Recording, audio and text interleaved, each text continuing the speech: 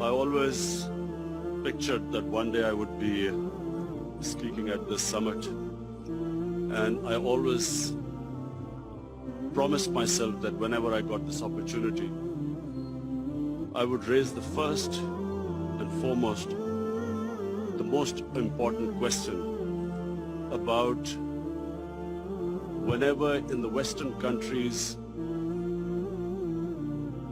people blaspheme our Prophet, peace be upon him, I always felt that the response from the Muslim Ummah, the OIC, I always felt it was lacking. The OIC owes a responsibility. Us heads of the states, we have a responsibility to the Muslim world. When anyone in the Western world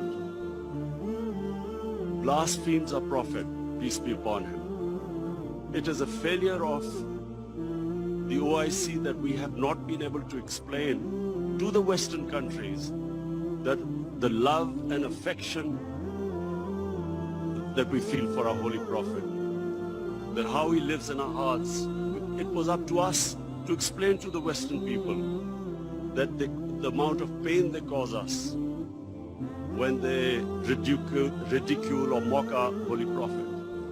We must, in the forums like the United Nations, forums like the European Union, we must explain to them that they cannot hurt the sentiment of 1.3 billion people under the garb of freedom of expression.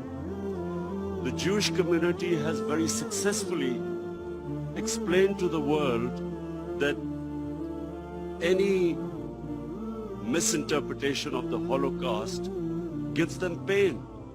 And so the Western world views Holocaust with a lot of sensitivity.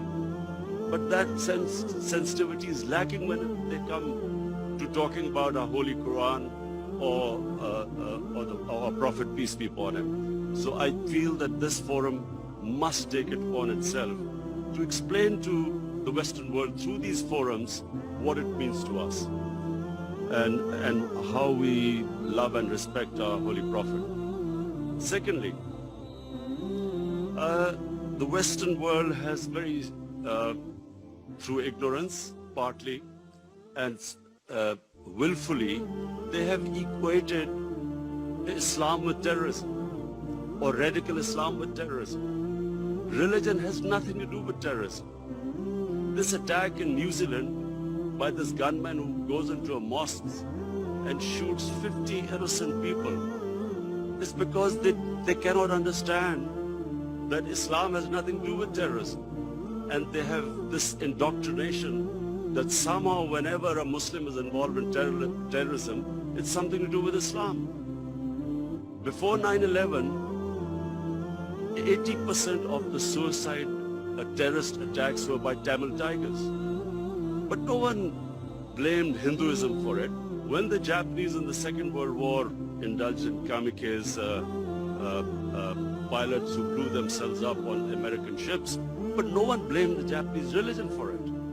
We, the heads of Muslim states, have not been able to explain to the West, not powerfully enough, that Islam has nothing to do with terrorism. Political struggles have everything to do with terrorism.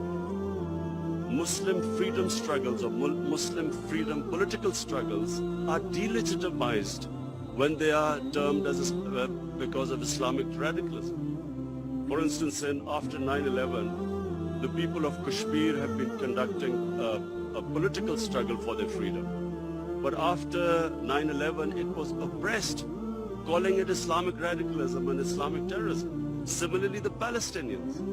After 9/11, the Palestinians were oppressed. The Israeli government used the word Islamic terrorism. So this is my second point. I feel that from this forum, we must take a stand. We must de-link terrorism with Islam.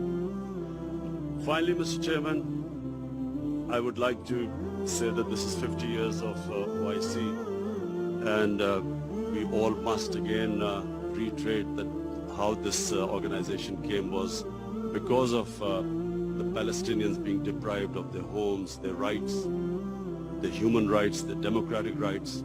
And so we reiterate again that there is no solution but a two-state solution in Palestine.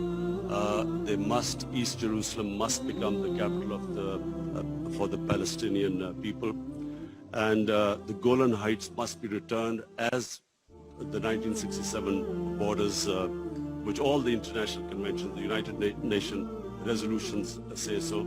Similarly, I feel that in Kashmir, the people of Kashmir again have not been given their right to self-determination, as was guaranteed by the world community in 1948 through a UN resolution. The people of Kashmir recently have suffered a lot of oppression, and I do feel that us as a body, the OIC, must stand with the oppression that is going on in the Muslim world. I finally want to thank again King Salman bin Abdulaziz Al Saud for his great hospitality. I especially want to thank we had the great opportunity to go to visit the Rawza Rasul in Medina yesterday, and from me and my delegation, we want to say that it gave us the greatest happiness and pleasure to be able to visit the mosque. Thank you very much.